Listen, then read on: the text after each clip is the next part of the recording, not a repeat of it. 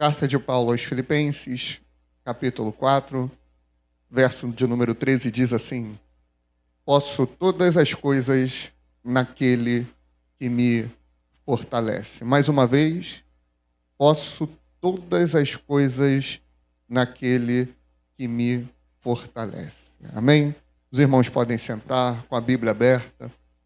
Faremos a exposição de todo o capítulo 4 de Filipenses. Para a glória de Deus, no nosso ministério nós temos palavras, mensagens bíblicas, profundas, cheias de conhecimento e profundidade no poder espiritual, no poder de Deus. E nós saímos daqui geralmente, inundados com aquilo que o Senhor fala conosco. Uau! Muitas dessas palavras são palavras de correção, são palavras de encorajamento, são palavras de exortação, palavras que nos cobram muito. Só que nós fomos chamados para pregar todo o Evangelho de Deus. Amém? O próprio Paulo fala isso quando ele se despede da igreja de Éfeso, em Atos dos Apóstolos, capítulo 20. Tenho a consciência tranquila que não deixei de vos anunciar todo o conselho de Deus. Então, hoje é daquelas palavras que o Paulo Júnior falava muito, palavras de pit stop, palavras que a gente abaixa um pouquinho a guarda para poder recarregar as nossas energias. Afinal de contas, não é fácil a caminhada em que nós estamos, não é simples, mas podemos todas as coisas naquele que nos fortalece. E o segredo da força do cristão é exatamente esse: Cristo. A nossa força não está em nós, como já foi pregado nesse ministério sobre Jeremias, Não se glorie o sábio na sua sabedoria, o forte na sua força, nem o rico na sua riqueza. Mas aquele que se gloriar, glorie-se nisso, em me conhecer. Agora, esse trecho que nós lemos, eu tenho convicção que todos aqui, todos os que nos ouvirem pela internet, todos que estão ouvindo o alcance desse microfone, já ouviram esse texto. Seja posso todas as coisas naquele que me fortalece, ou tudo posso naquele que me fortalece. É aquele texto que tu bota bonito no carro, É aquele texto que tu vê na traseira do caminhão. Os caras tudo para lá, os caminhoneiros tudo para, Lá à noite, fica lá com as mulheres da noite, mas atrás do caminhão tá bonitinho lá. Posso todas as coisas naquele que me fortalece. Virou frase de motivação.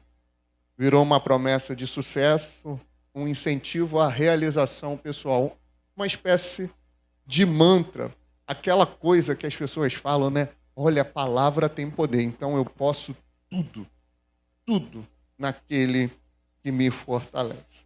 Só que quando a gente observa o capítulo 4 de Filipenses, não é isso que a gente vai ver. Não é uma frase de motivação, não é uma frase de efeito, mas é um texto, o capítulo 4 de Filipenses, que Paulo ele vai mostrar que nós precisamos permanecer firmes, vencer a ansiedade, aprender o contentamento, ou seja, estar contente em Deus, confiar na provisão de Deus e suportar todas as circunstâncias através de Cristo, o nosso Salvador. Por isso, posso todas as coisas naquele que me fortalece. O capítulo começa da seguinte forma, acompanha comigo que eu sei que você não fechou a Bíblia. Capítulo 4, verso 1. Portanto, meus amados irmãos e muito queridos irmãos, minha alegria e coroa, estai assim firmes no Senhor, amados. Rogo a Evódia e rogo a Síntique que sintam o mesmo no Senhor. E peço-te também, a ti, meu verdadeiro companheiro, que ajude essas mulheres que trabalharam comigo no Evangelho, e com Clemente e com os outros cooperadores cujos nomes estão no livro da vida. Paulo, ele estava preso, a gente vai ver isso ao decorrer da carta, e sempre que prego em Filipenses, eu gosto de destacar, mesmo que não seja o tema da mensagem, o que ele fala no versículo 4. Regozijai-vos comigo no Senhor, ou alegrem-se comigo no Senhor. Paulo, mesmo preso, ele sabia aonde a alegria dele estava. Ele sabia o que era importante. Você pode ler o capítulo 1 de Filipenses, o capítulo 2 de Filipenses, o capítulo 3 ou o capítulo 4, você não vai ver uma murmuração de Paulo e você não vai ver ele requerendo os seus direitos. Eu pergunto aos irmãos, era justo Paulo estar preso? Era correto, era idôneo, juridicamente falando, que Paulo estivesse preso? Não pense você que a corrupção jurídica chegou no Brasil só em 2026 com os ministros do STF. Isso já é antigo. Aqueles que detêm o poder e não têm a presença de Deus em sua vida, usurpam e fazem do que querem. Fizeram isso com Cristo, fazem isso com Paulo e fazem com quem eles querem eliminar. Isso sempre aconteceu. Eu pergunto novamente, em algum momento Paulo requereu os seus direitos? Eu não estou dizendo que não é para a gente requerer direito, que não é para a gente procurar advogado quando precisa. O grande ponto é que Paulo entendia aquilo que era fundamental para a vida. Ele entendia aquilo que era importante para o crescimento do reino e para o amadurecimento da igreja. Paulo, estando preso, ele vira para a igreja em Filipe e fala: eu rogo por Evódia, eu rogo por Síntique. Provavelmente elas estavam tendo algum problema, algum conflito. Talvez algumas quisessem, no aniversário da igreja, o balão azul. A outra queria o balão branco. E começou a ter briga, começou a ter atrito, começou a ter contenda. Mas Paulo fala: eu rogo que elas permaneçam firmes no Senhor. Paulo, preso, ele se preocupou com a firmeza e unidade da igreja de Cristo. Para que toda a picuinha, para que tudo aquilo que é secundário, terciário, fique lá atrás. Olhem para aquilo que é fundamental. Estejam firmes e unidos. É por isso que ele fala no verso 1, portanto está fazendo ligação com o que ele falou no capítulo 3. Portanto, por conta disso, olha, tem falso profeta. É só ler o capítulo 3.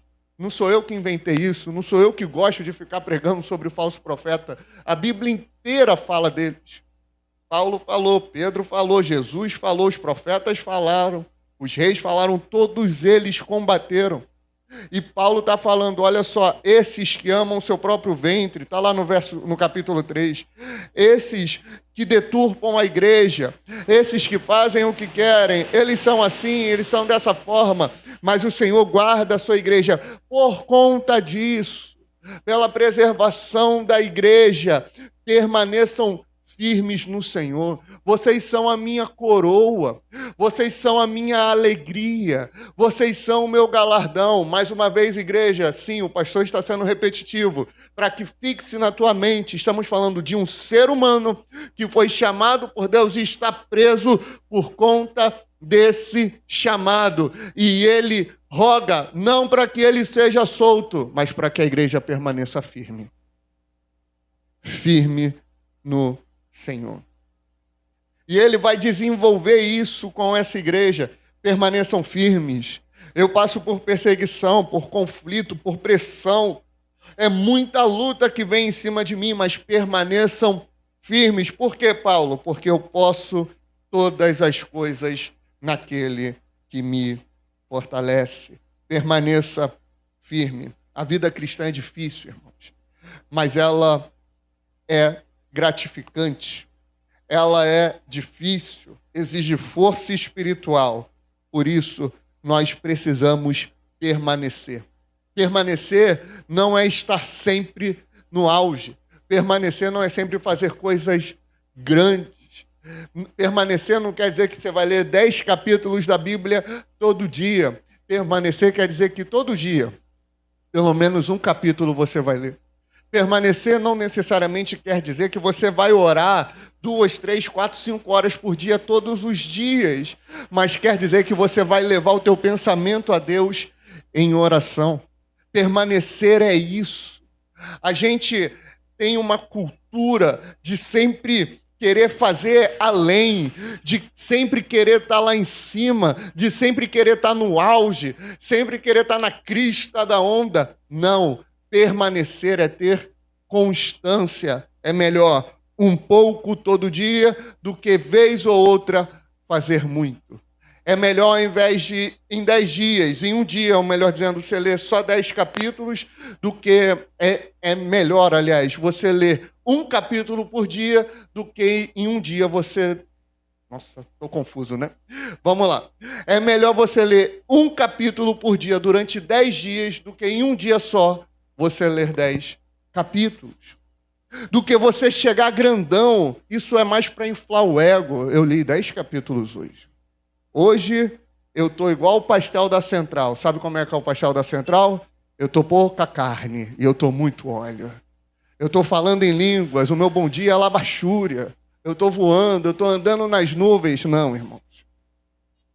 Constância, permanência, firmeza. A vida cristã é difícil, mas precisamos permanecer crendo, permanecer fiel, permanecer congregando e permanecer orando.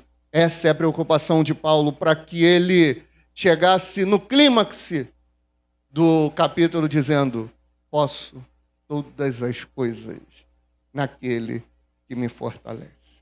E ele vai continuar, o verso 4, dizendo: regozijai-vos sempre no Senhor. Outra vez digo, regozijai-vos. Seja a vossa equidade notória a todos os homens. Perto está o Senhor.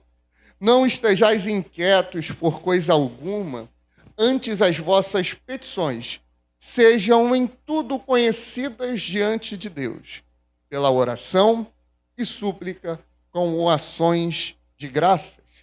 E a paz de Deus, que excede todo entendimento, guardará os vossos corações e os vossos sentimentos em Cristo Jesus. O termo que Paulo usa aqui para ansiedade no grego quer dizer estar preocupado demasiadamente com cuidados. Existem 2 tipos de ansiedades. Essa que Paulo fala e que Jesus fala em Mateus 6. E existe a ansiedade patológica, que é a hiperatividade do sistema nervoso, é causado por traumas, predisposição genética, crises físicas intensas e por aí vai. Eu não estou falando da ansiedade patológica. Se por acaso você sofre de ansiedade, crise de ansiedade, você procura um profissional. Aí não é comigo. Agora, sobre a ansiedade que Paulo e Jesus está falando, essa preocupação em excesso, talvez até fosse melhor traduzido aqui no verso 6, quando fala: não estejais inquietos por coisa alguma. É melhor dessa forma do que não estejam ansiosos, para não confundir a ansiedade patológica com a ansiedade no sentido de inquietação. Entendendo isso, Paulo, ele está sendo bem claro. A gente não pode manter o nosso foco naquilo que é passageiro, porque nós não temos controle nenhum. Eu repito, nós não temos controle nenhum sobre a nossa vida. Nós não sabemos nem se vamos acordar amanhã, provavelmente Vamos. Nós não sabemos se nossa esposa, seus maridos, quase que eu falo os nossos maridos, olha que loucura. Nós não sabemos se nossos pais, irmãos, parentes, se aquela pessoa que amamos vai acordar amanhã. Nós não temos o controle sobre o fôlego de vida. Nós não sabemos se vamos ser despedidos amanhã, se vamos ter um novo emprego amanhã, uma nova oportunidade. Isso não está nas nossas mãos. Racionalmente falando, a inquietação ela não vai fazer sentido para o cristão. Por quê? Nós cremos em um Deus que é soberano, que significa que Ele está no controle de todas as coisas. É claro que isso não quer dizer que a gente tem que ser irresponsável. Não é para ser, igual um amigo fala, né, o crente Zeca Pagodinho. Como é que é o crente Zeca Pagodinho? Deixa a vida me levar, vida leva eu. Não estou falando para ser assim. Temos que ter responsabilidade com as nossas famílias, com as nossas obrigações, mas a responsabilidade não pode virar inquietação, porque inquietação nos leva à incredulidade e nos leva ao desânimo espiritual. E Paulo ele está se preocupando, olha só, não para. As circunstâncias, elas se levantam de tal forma que elas querem nos impedir. O problema e a estratégia de Satanás não é para trazer doença, enfermidade, não é para trazer crise financeira. Ele vai usar tudo o que for possível para tentar nos desanimar. Ele vai tentar tudo o que for possível para nos fazer recuar. Ah, pastor, mas se eu ver milagre, mas se eu ver o mover de Deus, aí eu vou me animar. Mover de Deus não anima. Milagre não anima. Eu te provo com um dos personagens mais icônicos da Bíblia Sagrada. Elias, ele viu o fogo descer do céu. Ele chega no cenário, para de chover. Depois o fogo cai. Depois do fogo cair, ele fala, agora pode chover. Eu vejo uma nuvem chegando do tamanho da mão de um homem. E esse é o sinal que a chuva vai descer. Isso é 1 Reis 17. Depois é 1 Reis 18. Aí chega no 19 e está ele. Na forma como veio ao mundo, encolhido, com a cara entre os joelhos. Só eu fiquei. Jezabel quer me tirar a vida. Ele tinha visto o milagre. Ele tinha visto o mover. E ali ele pede para Deus tirar a vida dele. Não é o milagre, não é o mover, não é o sobrenatural que vai nos animar, que vai nos dar disposição, que vai nos dar um combustível. Porque eu não me fortaleço com milagre. Eu não me fortaleço com sobrenatural. Eu posso todas as coisas naquele que me fortalece. É em Cristo. É somente em Cristo. É por isso que no 6 ele fala, olha só. As vossas petições sejam em tudo conhecidas diante de Deus. Pela oração, súplicas com ações de graça. Oração, súplica, gratidão e dependência do Todo-Poderoso. E a paz de Deus, que excede todo o entendimento, guardará os vossos corações e os vossos sentimentos em Cristo Jesus. A paz de Deus, ela não é uma coisa que está distante. A gente tem um mundo tão caótico. A gente tem hoje crise de ansiedade. É depressão à torta e à direita. É a própria ansiedade patológica. A depressão que também é patológica. Tudo isso é porque o ser humano ele vai tentando, de todas as formas, encontrar a bendita alegria. E ele acha que encontra, só que fica em coisas abstratas. E o seu interior fica em guerra, fica em aflição. Ele tenta, é por isso que o índice de pornografia só aumenta. Porque tentam encontrar o prazer na pornografia. É por isso que o índice em vício de drogas, de jogos aumenta, porque tentam encontrar a alegria nessas coisas. e não entendem que a alegria verdadeira está em Cristo, nosso Salvador. A alegria não é um estágio emocional. A alegria é um estilo de vida. É uma satisfação. Mesmo que tu tenha um dia onde tudo dê errado.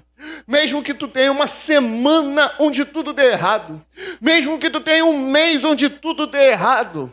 Vou além. Mesmo que tu tenha um ano que tudo dê errado, vamos além. Mesmo que tu tenha uma vida toda que tu tenta e tu não sai do lugar. Tu tá parado financeiramente, tu tá parado no teu crescimento profissional, tu não conquistou nada nessa terra. Tu olha para o céu e fala, tem um reino me esperando. O Salvador veio e morreu por mim. Eu me alegro nele, porque o maior dos tesouros deu certo. Eu me alegro em Jesus, porque ele me resgatou do pecado. Ele me resgatou da lama, como diz o Salmo 40. Esperei com paciência no Senhor, e ele se inclinou para mim, e ele ouviu o meu clamor, tirou-me de um charco de lodo e firmou os meus pés sobre uma rocha. Isso é o que ele faz. Por isso, a nossa alegria está nele. Como é que essa alegria ela é deturpada? Como é que isso não é tão constante em nossa vida? Verso 8. Quanto ao mais, irmãos, tudo que é verdadeiro, honesto, justo, puro, amável, de boa fama, se há alguma virtude e se há algum louvor nisso, pensai. O que também aprendeste e recebeste, e ouvistes e vistes em mim, isso fazei, e o Deus de paz será convosco. Agora aqui, irmãos, basicamente o que Paulo está fazendo é, tome cuidado com a tua mente. Tome cuidado com o que tu olha. O salmista vai falar, Senhor, coloca anjos para guardar os meus olhos. Ele tinha uma preocupação com o que ele ia ver. Jesus, por sua vez, ele fala, a candeia do corpo são os olhos. Cuidado com o que tu está transmitindo. A janela do corpo, a porta do corpo são os olhos. Cuidado com o que entra na tua mente. É por isso que a esquerda tomou grandes proporções no nosso país. Porque eles foram dominando as escolas, as faculdades. Eles não quiseram primeiramente dominar os quartéis. Eles foram dominar aquilo que direciona a mente, aquilo que direciona o pensamento. E hoje a nação brasileira está atrofiada, pelo menos metade dela. Por quê? Porque deram ouvido à ideologia marxista comunista.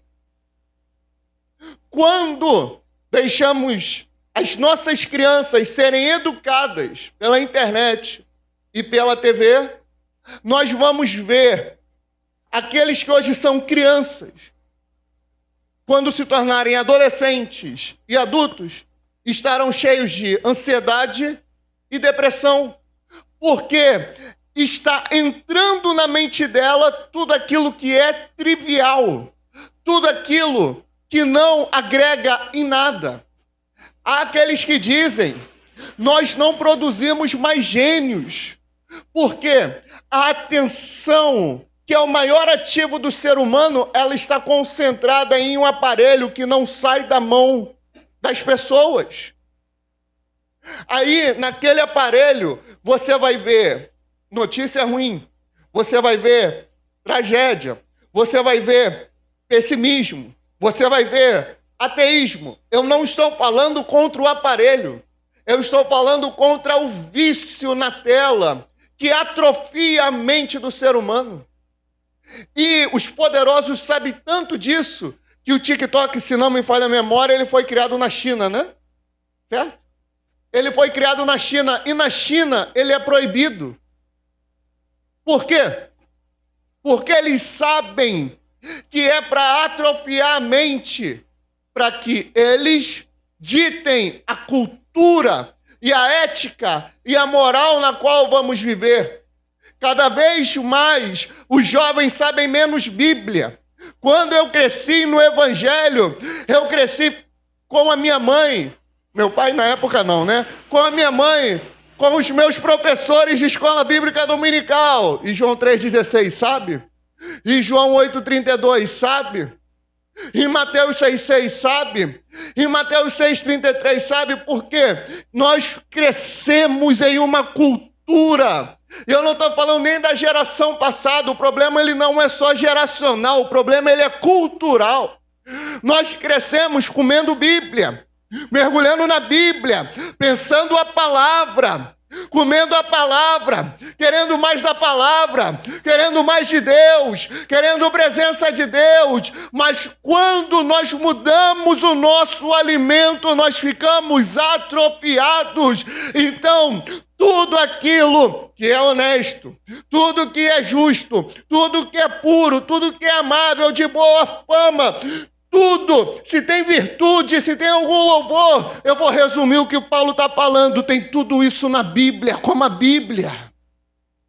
Olhe para a Bíblia, é ela que vai moldar a tua mente. Quanto mais tu vai se alimentando com a trivialidade nesse mundo, mais o desânimo vai ficando e chegando na tua vida, e você não permanece firme, e você não consegue bradar: posso todas as coisas naquele que me fortalece. Não consegue. Tudo que tu aprendeu, tudo que recebeu, tudo que ouviu, tudo que viu, faz, porque o Deus de paz será com você. As redes sociais, elas servem para atrofiar tuas emoções, tua fé, teus pensamentos, para perverter a tua perseverança. Eles tentam tirar a tua estabilidade. Eles te inundam com impureza. Você vai lá, bota, não tenho interesse. Passa uma semana, tá lá de novo. É impureza, é lascívia, é imoralidade. E a gente normaliza isso. Não olhe para isso. Olhe para a Bíblia. É aqui que tu vai ter o ouro da tua vida. Verso 10. Ora, muito me regozijei no Senhor, por finalmente reviver a vossa lembrança de mim, pois já tinhas lembrado, mas não tinhas tido oportunidade. Não digo isto como por necessidade, porque já aprendi a contentar-me com o que tenho. Sei estar abatido e sei também ter abundância. Em toda a maneira e em todas as coisas estou instruído, a tanto ter fartura como a ter fome, tanto a ter abundância como a padecer necessidade. Posso todas as coisas naquele que me fortalece. O que é que Paulo quer dizer então com o verso 13? Ele consegue olhar para todos os cenários da vida. O melhor cenário, cenário marromeno, cenário intermediário, cenário meio ruinzinho, o fundo do poço. Para todo o cenário da minha vida. Eu posso ter tudo, eu posso ter nada. Eu posso estar em êxtase, eu posso estar abatido. Eu posso estar com a saúde 100%, eu posso estar num leito de hospital, mas eu posso todas as coisas naquele que me fortalece. Não é um mantra, não é uma frase positiva. Eu vou conquistar tudo. Por quê? Porque eu posso todas as coisas naquele que me fortalece. Não é o que Paulo está dizendo. É ao contrário disso. Paulo está dizendo: eu posso passar por qualquer situação que eu não vou desviar, que eu não vou recuar, que eu não vou parar. Inclusive, eu estou preso nesse exato momento. Como tu consegue, Paulo? Posso todas as coisas naquele que me fortalece. Todavia, fizeste bem em tomar parte na minha aflição. E bem sabeis vós, ó Filipenses, que no princípio do Evangelho, quando parti da Macedônia, nenhuma igreja comunicou comigo com respeito a dar e a receber, senão somente vós. Porque também uma e outra vez me mandaste o necessário a Tessalônica. Não que procure dádivas, mas procuro o fruto que abunde para a vossa conta. Mas também tenho recebido e tenho abundância, cheio estou, depois que recebi de Epafrodito, o que da vossa parte me foi enviado como cheiro de suavidade e sacrifício agradável e aprazível a Deus. O meu Deus, segundo as suas riquezas, suprirá todas as vossas necessidades em glória por Cristo Jesus. Ora, a nosso Deus e Pai seja dada a glória para todo sempre. Amém. Saudai a todos os santos em Cristo Jesus. Os irmãos que estão comigo vos saúdam. Todos os santos vos saúdam, mas principalmente os que são da casa de César. A graça de nosso Senhor Jesus Cristo seja com todos vós. Amém. Paulo, ele recebeu ajuda financeira da igreja. Por quê? Porque ele cria que Deus ia suprir todas as suas necessidades em glória. Não manipulou ninguém, não persuadiu ninguém. Por quê? Quem sustenta? É a igreja, pastor? Não. Quem sustenta é Deus. Deus, naquele momento, usou a igreja. Deus fortaleceu Paulo e Deus deu a provisão a ele. Sabe por quê? Cristo não abandona os seus. Paulo podia estar preso. Em outro momento, ele vai dar uma resmungada, né? Ninguém me visitou, ninguém veio, mas Cristo estava com ele. Cristo estava do lado dele. Cristo estava ajudando, estava fortalecendo ele. Cristo é suficiente em qualquer circunstância. Ele fortalece o cansado, o ansioso, o abatido, o perseguido, o necessitado. O segredo de Paulo não era a ausência de problemas, era a presença de Cristo. O cristão não vence porque é forte, o cristão vence porque Cristo o fortalece. Talvez você chegou cansado, sem forças, emocionalmente abatido, pensando em desistir. A mesma graça que sustentou Paulo ainda sustenta a igreja hoje. E Cristo continua dizendo: permaneça firme, constante, porque eu te fortaleço. Dessa forma, podemos bradar: posso todas as coisas naquele que me fortalece. Amém, irmãos? Vamos ficar de pé.